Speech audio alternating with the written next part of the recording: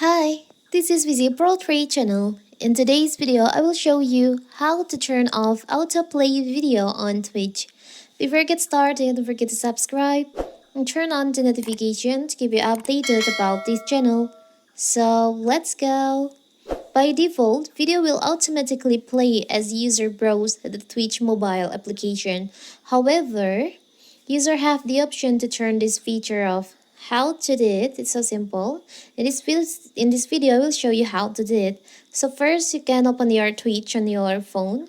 Now you can just tap on the bottom right here, the profile. We can go to our profile.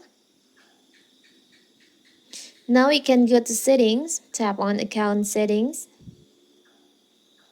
And you can see there is an option preferences. You can just tap on that. And here you can see there is an option video autoplaying. By default, it's set to mobile data and Wi-Fi. So when you're using mobile data or Wi-Fi, the video autoplaying will be turned on. So to turn this feature off, you can just tap on here and you can tap on never. You can go back. So the video on Twitch will not playing automatically, as you can see in here. So simple, right? So that is how to turn off autoplay video on Twitch. Don't forget to like and subscribe and turn on the notification to keep you updated about this channel. Thank you and see you.